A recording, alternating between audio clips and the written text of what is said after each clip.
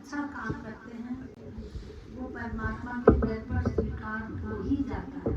लेकिन नहीं, आखिर मतलब दिखावे में जो अपन करते हैं, लोगों को दिखाने के लिए। एक गरीब आदमी था, उसको चाय पीने की इच्छा थी। उसने किसी को बोला, बाबा 10 रुपए दे दो, मैं चाय पी लूंगा। तो उसने उसको बहुत बुरी तरह से वहां से हटा दिया। जब उसकी नजर पड़ी कि सामने नेता खड़ा है, तो उसने उसको फिर बुलाया, उस फकीर को बुलाया और अपने जेब में से 10 का नोट, 50 का नोट निकाल के और उसके 50 के नोट को ऐसे टाइट करके और ये ले, मेरी तरफ से चाय पी जाना, ताकि वो नेता देख ले, वो नेता देख ले कि मैंने उसको 50 का नोट दिया और नेता की नजरों में ऊंचा हो जाऊं। उसको लगा कि ये जो मैंने कर्म किया, इस कर्म का फल मुझे मिलेगा, क्योंकि वो जो फकीर है वो मुझे दुआ देगा। लेकिन वो फकीर भी इतना सियाना निकला कि उसने 50 का नोट तो ले गया, लेकिन कोई दुआ नहीं दी, कोई दुआ नहीं दी, क्योंकि वो समझ गया कि इसने मुझे इसलिए नहीं दिया है कि मेरी पेट की भूख मिटेगी, इसने मुझे इसलिए दिया है कि नेता देख रहा है। तो ऐसे काम अगर अपन करते हैं ना, उन कर्मों का अपन को फल नहीं मिलता है। भाई आप कोई भी काम करिए, उसका अगर फल नहीं मिलता तो वो काम किसका मिला, किसका मिला। इसलिए अपन को जो काम करना है उस काम का अपन को फल चाहिए। तो फल के मिलने के लिए आपको ऐसा करना है कि मुझे सेवा करनी है, किसी भी रूप में, किसी भी रूप में मुझे सेवा करनी है और वो सेवा मेरी लेखे लगे। भाई जैसे देखिए अपन ऐसे करते हैं कि 10-10 के नोट अपन ने 10 लोगों को दे दिए, अपना मन करे 10 लोगों का पेट भर दिया मैंने। लेकिन आप ये भी तो सोचिए कि 10 रुपए से मिलता क्या है, वो क्या लेगा। सपोज एक बिस्किट का पैकेट ले लेगा, कितनी देर खाएगा, और वही 100 रुपए आप एक व्यक्ति को दे दो, उसमें से वो 2 किलो चावल, 4 किलो आटा कुछ तो लेगा, और जब उसका पेट भरेगा ना तो वो आपको दुआएं देगा। बिस्किट का पैकेट खा के वो आपको दुआएं नहीं देगा। तो अपन को ऐसे समझदारी से काम करना है कि अपना दान भी लेके लगे और सामने वाले को संतुष्टि भी मिले। तो इसके दूसरा बता रहे हैं कि पाखंड मतलब जो अपन दिखावे के लिए करते हैं। कुछ लोग पता है क्या करते हैं, कुछ लोग अपने आप को अच्छा बनाने के लिए कहीं से दान की हुई चीज मिलती है, उसको फिर दान करते हैं। भाई किसी संस्था से वो लेके और दान करते हैं, तो वो लोग सोचते हैं कि हमको उसका फल मिलेगा, उसको फल नहीं मिलेगा, उसको फल नहीं मिलेगा, क्योंकि आपने क्या किया। अगर आपको ईमानदारी से दान करना है तो आप ये देखो कि आपकी कमाई क्या है। सपोज आप एक महीने में 1000 कमा रहे हैं, अंदाज 1000 कमा रहे हैं, तो आप जैसे आपको सैलरी मिलती है, जैसे आपके पास कमाई का 1000 रुपए आता है, तो आप सबसे पहले 100 रुपए अलग कर दो, 100 रुपए अलग कर दो। वो 100 रुपए आप यूज नहीं करोगे, वो 100 रुपए आप वहां यूज करोगे जहां आपको कोई गरीब दिखता है, कोई जरूरतमंद लगता है, किसी को आपसे ज्यादा जरूरत है, वहां पर आप खर्च करो। तो आपका लिखे आप किसी और को उठाकर आप दान कर दोगे, उसमें दान नहीं मिलेगा। और मैं तो आपको एक बात बताऊंगी, देखिए अपन हर कदम पर गलती कर सकते हैं, हमारी वो गलतियां माफ हो जाए, इसलिए आप बहुत अच्छा काम कर लो कि आप गुरु नानक साहब का कहना मान लो। गुरु नानक साहब को मानने वाले तो बहुत लोग हैं, बहुत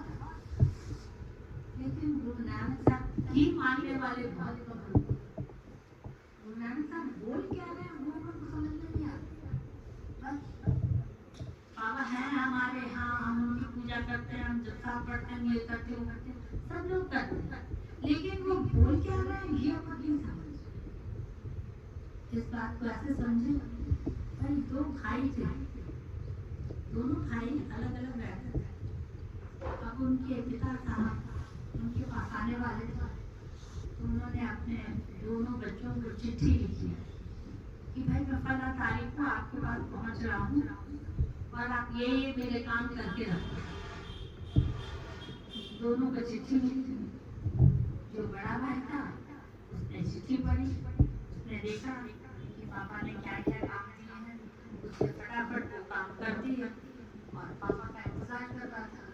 जब पापा आए तो मैं बताऊंगा पापा ने आपके काम किया। जो छोटा था वो छोटा जरा मस्ताना था, तो वो क्या करता था, अपने पापा की चिट्ठी बार बार पढ़ता था, दिन में 100 बार उसकी चिट्ठी पढ़ता था और खूब नाचता था, मेरे पापा की चिट्ठी आई, मेरे पापा की चिट्ठी आई, मेरे पापा की चिट्ठी आई।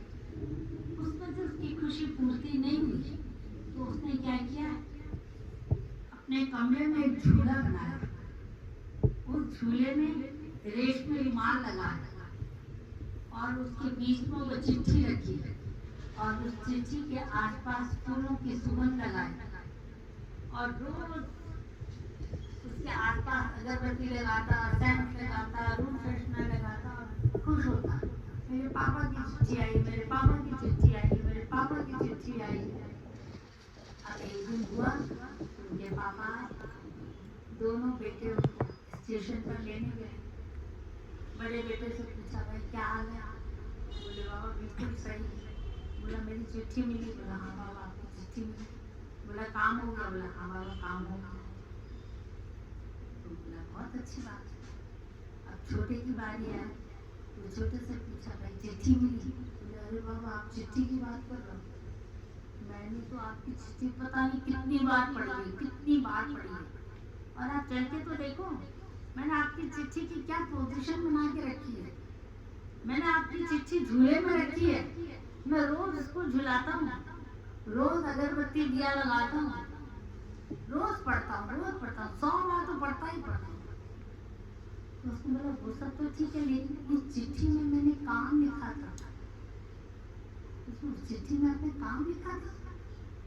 बोला मैंने जो चिट्ठी लिखी थी उसमें एक तेरे को काम दिया था।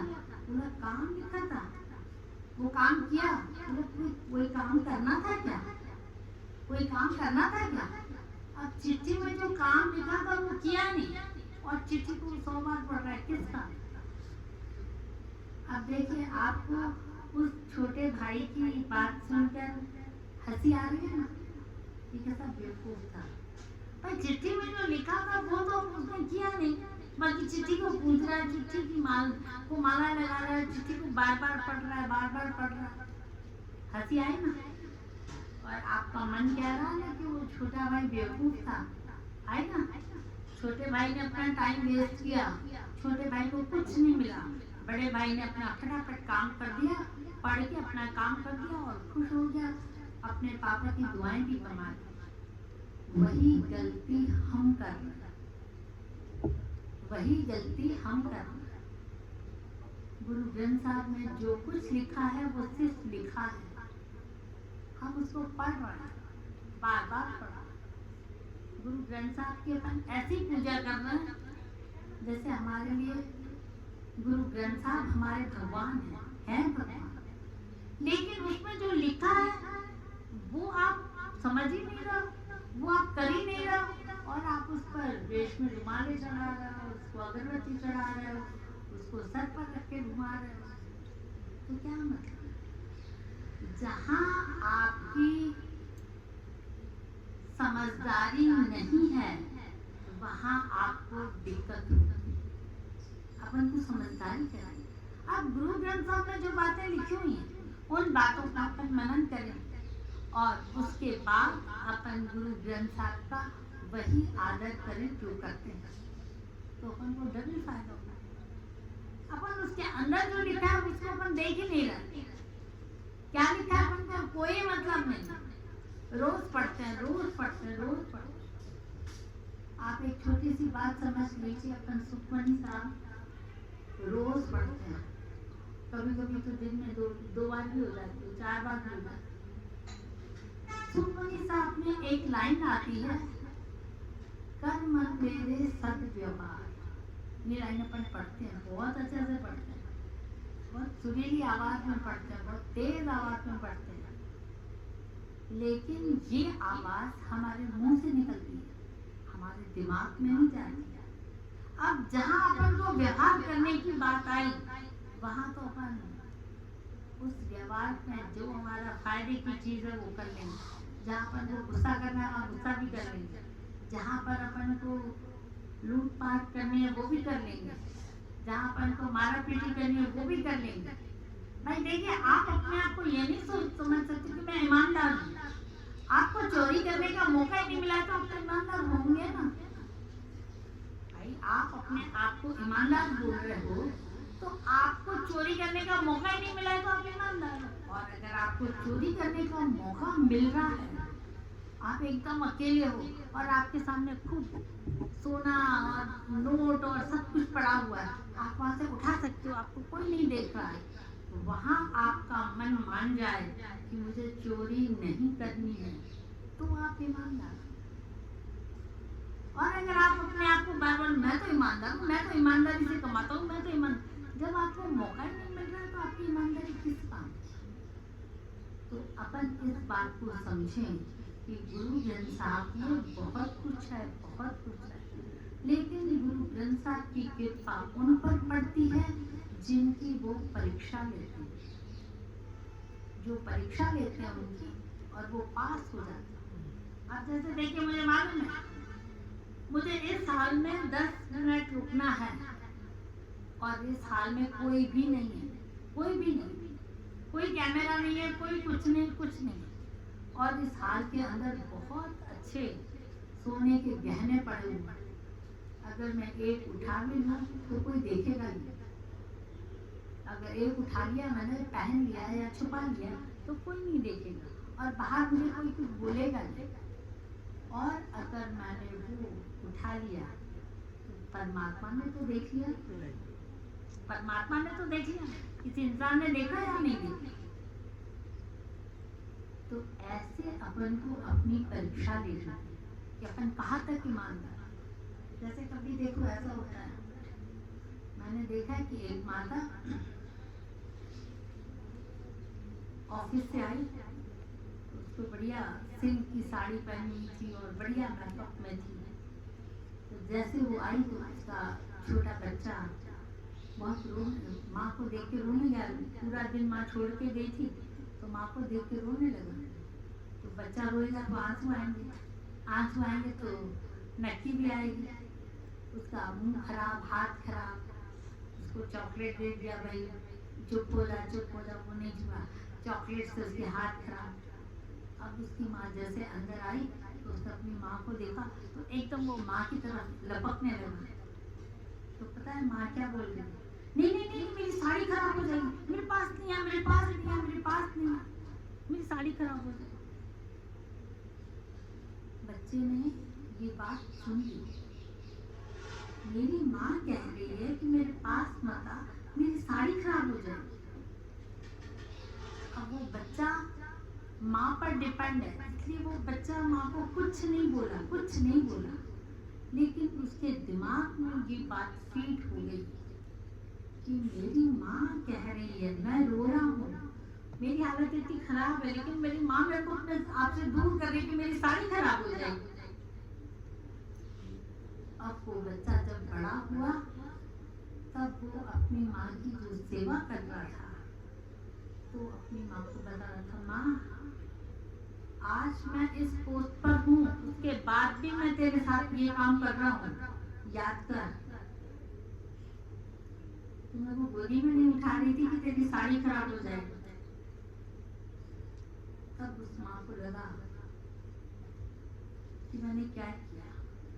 ये व्यवहार हम अपने बच्चों के साथ करते हैं और अपन को पता नहीं चलता कि बच्चा आगे चल के अपने साथ ऐसा व्यवहार करेंगे, लेकिन नहीं, बच्चों का दिमाग कंप्यूटर होता है। आप जैसा व्यवहार बच्चों के साथ करोगे ना, वो आगे चल के आपके साथ वैसा करेंगे। इसलिए आप बच्चों के साथ क्या किसी के साथ भी अपन ऐसा व्यवहार न करें कि उसको चोट लगे। अब जैसे देखिए, मैं आपको छोटी सी बात बता रही हूँ, इन छोटी छोटी बातों से अपन को समझना है। किसी के घर गई, सपोज अपन लोग सुखमनी साहब का पाठ करने किसी के घर जाना, जैसे उनके घर गए, आओ जल्दी पाठ शुरू करो, जल्दी पाठ शुरू करो, संगत आ गई है, संगत आ गई है। उन्होंने देखा ही नहीं कि हम कहाँ से आए हैं, कितनी दूर से आए हैं, मौसम कैसा है, हमको पानी की जरूरत है, कुछ नहीं किया। हम सबको प्यास लगा और उन्होंने हमको बोला ही नहीं। अब जब हम लोगों से कंट्रोल नहीं हो रहा था तो आंटी पानी तो पिला दो। हाँ हाँ बिल्कुल बिल्कुल। उसके बाद सब कुछ था, व्यवस्थाएं थी, नौकर चाकर थे, पानी दे, सब कुछ था, लेकिन उसको अक्ल नहीं थी, दिमाग नहीं था, सेवा करने की भावना नहीं थी। ये सेवा करने की भावना नहीं, जो बाहर जाता उसको आप पानी पिलाओ, आते साथ आपको पानी मिले तो आपको उनसे कितनी अच्छी दुआएं निकलेंगी। जो आप पाठ में से नहीं कमाओगे वो आप दुआओं से कमा लोगे। और आपने उनको पानी नहीं दिया और हमारे मन में पानी की इच्छा है तो हम पाठ कैसे करें? हमारा पाठ कैसे मन लगेगा? हमारा पाठ में मन नहीं लगेगा तो आपका पाठ में क्या मन लगेगा?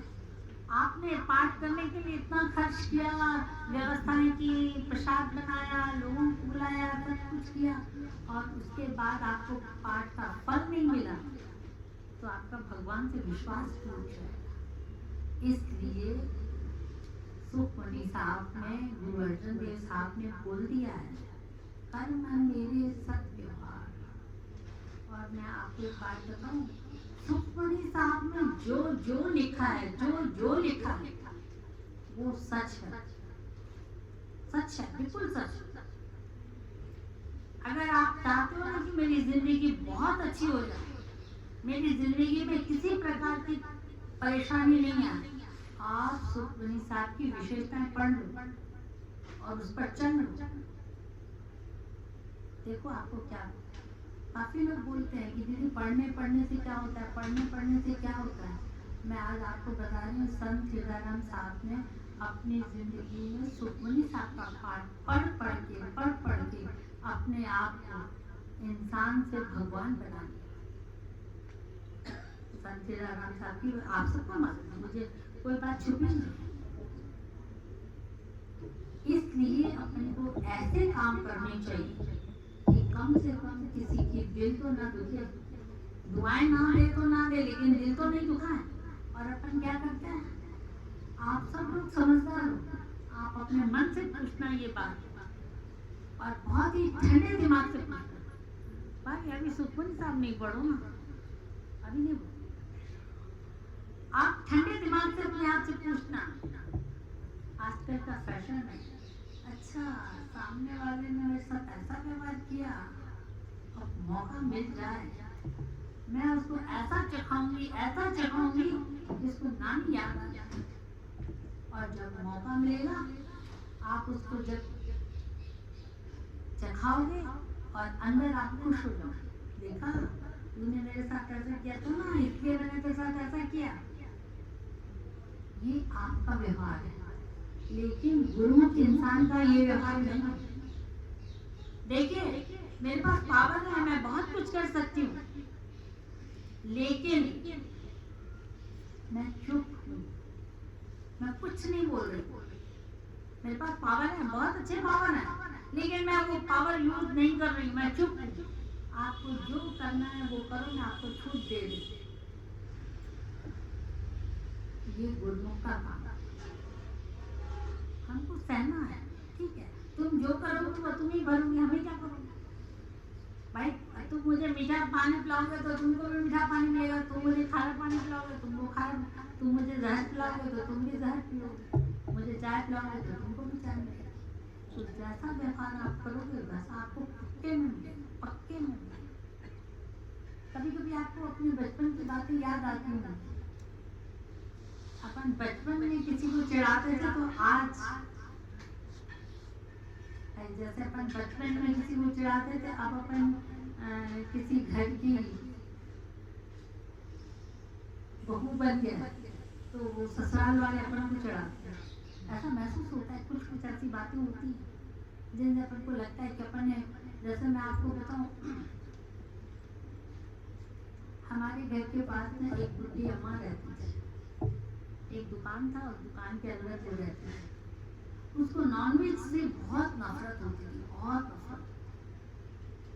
फिर कोई भी क्या करता था, अंडे के छिलके अगर उसके पास, उसके जहाँ वो रहती थी वहाँ रख के आते थे, तो वो उनको देखती थी तो खूब चिल्लाती थी, खूब चिल्लाती थी। और चिल्लाती भी कैसे थी, एक तो बुढ़ी थी और लंबी लंबी थी, तो ऐसे खूब ऐसे करती थी जैसे डांस कर रही है, ऐसे चिल्लाती। और बहुत कोसती भी बोलती, भगवान तुम्हारे साथ ऐसा होगा, भगवान तुम्हारे साथ ऐसा करेगा, ऐसे करेगा, ऐसे करेगा। तो हमारी मम्मी हमको समझा दी, कभी उसको तंग नहीं करना, हो सके तो उसको जिस चीज की जरूरत है, वो जरूरत की चीज दिखा, उसको कभी तंग नहीं करना। तो हम सब लोग साइड हो जाते थे। हमारे ग्रुप में एक लड़का था, वो लड़का अपने आप को बहुत दादागिरी समझता था। वो क्या करता था, इधर उधर से अंडे के छिलके, पहले क्या होता था, नॉन वेज वगैरह खाते थे ना, तो फिर उसकी गंदगी अपन कुत्तों को रखने के लिए एक जगह रख देते थे, वही कुत्ता खा जाएगा, तो वो उठा के वो उसके घर रख के आता था, उसके पास रख के आता था। वो बाहर निकलती थी, खूब चिल्लाती थी और वो खूब खुश होता था। देखा देखा मैंने अम्मा को कैसे डांस करवाई, देखा मैंने अम्मा को कितना तंग किया। ये बात हमने आंखों से देखी। अभी पता है उस बच्चे की हालत मैंने अभी देखी, वो भी बड़ा हो गया, उसकी भी शादी हो गई, सब अलग अलग। उस व्यक्ति के साथ वो बीती, भगवान ने उसको सब कुछ दिया, सब कुछ दिया, लेकिन सेहत छीन ली। हमेशा बीमार, हमेशा ऐसे रूम में पड़ा रहेगा, लेकिन तबीयत ठीक नहीं। अभी उसकी ये हालत हुई कि वो कार चला रहा है, कार चला रहा है, कार चलाते चलाते उसको क्या हुआ, भगवान जाने क्या हुआ, उसको चक्कर आए कि क्या हुआ। इतने में उसके पत्नी की फोन आई, वो कार चला रहा है, उसकी पत्नी की फोन आई, तो वो उससे जो बात कर रहा था, तो उसकी बात करने का लहजा कुछ अजीब सा था, मतलब उसकी आवाज लड़खड़ा गई थी। तो उसकी पत्नी ने सोचा कि पता नहीं क्या हो रहा है उनको, कैसा है। उसने अपने बेटों को बोला कि देखो पापा यहाँ से टिफिन लेके निकले हैं, लेकिन रास्ते में हैं, और तुम जरा देखो, उनकी आवाज बहुत लड़खड़ा रही थी, मुझे अच्छा नहीं लग रहा उनकी आवाज सुनी। बच्चों ने सुना तो बच्चों ने अपनी दुकान छोड़ी। जैसे दुकान से बाहर निकले तो 10-15 कदम आगे उनको दिखा कि वो पापा कार में बैठे हैं, कार में हैं, कार स्टार्ट है, और वो नीचे गिरे हुए हैं, और यहाँ की नस फट गई, यहाँ से उनको खून निकल रहा है, और वो वहाँ वैसे के वैसे पड़े। देखा बच्चों ने, फटाफट चलती हुई कार को खोलना और ये सब करना बहुत मुश्किल काम था। हॉस्पिटल ले गए, हॉस्पिटल लेकर तो कम से कम 20 से 25 दिन वो कोमा में रहे। और आप कोमा का अर्थ समझते हो? कोमा में रहना इसका मतलब रहता है सिर्फ आपका दिमाग काम करता है, अंदर आपकी हार्ट बीट चलती है और कुछ भी नहीं होता है। और उसने अपने बच्चों से इतना खर्च करवाया, ये डॉक्टर, वो डॉक्टर, वो डॉक्टर। फिर कोई समझदार व्यक्ति आया, बोला भैया इसके साथ बहुत बददुआएं हैं, इसको दुआओं की जरूरत है। अब वो अम्मा तो है ही नहीं, अम्मा तो बहुत बूढ़ी थी, मुझे बोला इसके साथ बहुत बददुआएं इसके साथ हैं, इसको दुआओं की जरूरत है, इसको दुआएं पहुंचाओ, दुआएं पहुंचाओ। अब दुआएं कैसे पहुंचाओ? अब इनके घर वाले बहुत सेवा करने लगे, ये करने लगे, वो करने लगे। अच्छा उसे दान वान जो भी करवाना था खूब दान करवाया, खूब दिया। तब कहीं उसकी 20-25 दिन के बाद उसकी मौत हुई। अब आप बताओ, जो ये 20-25 दिन उसने हॉस्पिटल में निकाले, उसके शरीर की क्या हालत होगी, उसके घर वालों की क्या हालत होगी, ये है उस कर्म का भुगतान। इसलिए अपन को कोई भी ऐसा काम नहीं करना कि किसी का दिल दुखे, ऐसा काम अपन को नहीं करना। हमारा दिल दुखता है भाई, जैसे तुम लोगों ने कुछ गलत काम किया, मेरा दिल दुखा, मैं वो सहन कर लूँगी, लेकिन मैं ऐसा व्यवहार नहीं करूँगी कि आपका दिल दुखे। अपन को नहीं करना, क्योंकि अपन गुरुमुख हैं, अपन गुरु नानक साहब को मानने वाले हैं। और हमारे गुरु नानक साहब बोल रहे हैं, कर्म मेरे सत्य। तो मेरी संगत से ये बेनती है, देखिए सिर्फ जपजी साहब पढ़ना, गुरु ग्रंथ साहब के सामने मत्था टेकना, ये सफिशिएंट नहीं है। बहुत सारे ऐसे लोग हुए जिन्होंने गुरु ग्रंथ साहब न जाने कितनी बार पढ़ा। उनसे मेरी मुलाकात हुई तो वो मेरे को बोलते हैं, दीदी आप तो सिर्फ सुखमनी साहब पढ़ रहे हो, हमने तो जब से मेरे को याद है तब से हमने गुरु ग्रंथ साहब का पाठ किया, लेकिन हमारे पास तो वो संतुष्टि है ही नहीं। आपके पास वो संतुष्टि इसलिए नहीं है कि आपने सिर्फ पाठ किया है, उसके साथ आपने गुरु नानक साहब की बात सुनी नहीं, गुरु नानक साहब की बात समझी नहीं। अब आप देखो, मैं जो बोलना चाह रही हूँ आप समझ ही नहीं रहे तो आप करोगे क्या? आप मेरी बात समझो, उसके बाद करो, तो मेरे को भी आनंद आएगा, आपको भी आनंद आएगा। तो गुरु ग्रंथ साहब जो बोल रहे हैं उसको आप समझो। गुरु ग्रंथ साहब जिस 4 बातें बोल रहे हैं, एक तो सबसे पहले जल्दी उठो।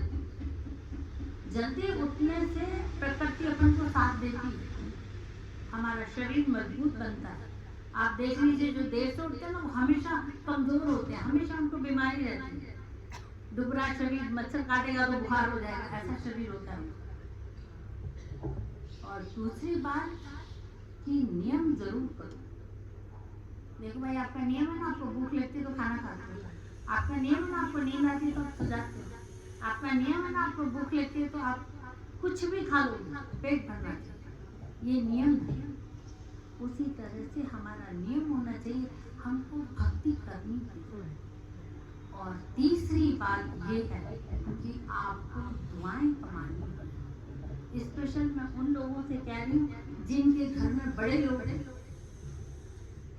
जिनके घर में बड़े लोग हैं, बड़े भाई बहन हैं, देवरानी हैं, सास ससुर हैं, इन लोगों को आप इतना खुश कर दो, इतना खुश कर दो, इतना खुश कर दो कि तुम्हारी जिंदगी खुशहाल बन जाए। आज जो सासें परेशान है ना, जो सासें हैं और उनकी तबीयत खराब है, वो अगर मनन करें तो उन्होंने अपने सास ससुर की अच्छी सेवा नहीं की होगी। कैसे भी हैं हमारे परिवार के लोग, कैसे भी, हमारी माँ बहुत चित्ती है, हमारी माँ से हमारा मन नहीं मिलता तो क्या अपन घर छोड़ देते हैं क्या? रहते तो उसी घर में एडजस्ट करके रहते हैं। तो हम लोगों को भी अपने घर में एडजस्ट करके रहना, खुश रहना। वो जो बोले, कितने दिन, 5-10 साल और उसके बाद तो आपका घर, आप राज करोगे, और वो जो राज करोगी उस राज में आपको सब कुछ मिल जाएगा। और अगर आप उनको सुखी नहीं रखती हो तो आगे चल के आप सुखी नहीं रहोगे। ये प्रकृति का नियम है। तो आप समझो, आप खुद समझो, आप अपने बच्चों को समझाओ, छोटे छोटे बच्चों में ये संस्कार भरो कि कोई आता है तो उसके पैर छू, कोई आता है तो उसको वाहिगुरु बोलो, कोई आता है तो उसको गुरबाणी बताओ, ऐसे अच्छी अच्छी बातें बताओ तो अपना जीवन सफल है, तो अपनी भक्ति देखे लगे। कुछ पूछना हो तो पूछ लो।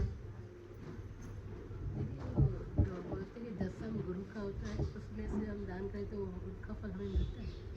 दसम जैसे निकालते आपने बताया 1000 रुपये का हुआ, 100 रुपये गुरु के तो दसम हो गया, तो वो तो गुरु का हुआ, और उसमें से हम दान करेंगे तो उसका फल हमें मिलेगा। भाई देखो, ये भाभी पूछ रही कि अपन जो दसम निकालते हैं उसमें से अगर अपन दान करते हैं तो अपन को फल मिलेगा। देखिए, अपने दसम का मतलब ये होता है कि आपकी कमाई का जो 10वां हिस्सा है ना, उस पर गुरु का अधिकार है। मतलब जैसे अपन बोलते हैं ना, एक फुल्का खा रहे हैं, उसमें से एक पौर निकाल के गाय के लिए या कुत्ते के लिए रखते हैं, उसका अधिकार है। वैसे हमारी कमाई पर 10वां हिस्सा गुरु का है। अब देखिए, अब समझदारी आपकी है कि आप कहाँ दे रहे हो, आप कहाँ दे रहे हो, ये आपकी समझदारी। अगर आप अच्छी जगह पर दे रहे हो, अच्छा यूज हो रहा है उसका, तो आपको उसका फल मिलेगा। अगर आप जैसे भाई देखिए, मैं आपके सामने तो सफेद कपड़े पहन के माइक पे बात कर रही हूँ, लेकिन अंदर मेरी एक कमजोरी है। वो कमजोरी क्या है कि मैं रात को थोड़ा सा शराब पी लेती हूँ, ये आदत है, मैं शराब पीती हूँ। अब उस शराब के लिए मुझे पैसा चाहिए। अब आप मेरे को पैसे दे रहे हो कि हम दान दे रहे हैं कि आप अच्छे काम करो, और आपको पता भी है कि मैं अच्छे काम करती हूँ, लेकिन उसके पीछे मेरी एक कमजोरी भी तो है कि मैं शराब भी पीती हूँ। और अगर आपने मुझे दान दे दिया, उसमें से मैंने शराब पी लिया, तो मैं तो भुगतूंगी, उसके साथ आपको भी भुगतना पड़ेगा।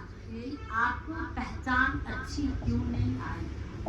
भाई अभी देखो, आप मार्केट जा रहे हो, अपने लिए कपड़े ले रहे हो, तो आपकी आंखें और दिमाग काम करता है, अच्छा कपड़ा लूं, अच्छी खाने की चीज लूं, ये सब अच्छा करूं, इन सब के लिए दिमाग है। बाकी आपको इस बात के लिए दिमाग नहीं कि मैं दान कहाँ करूं।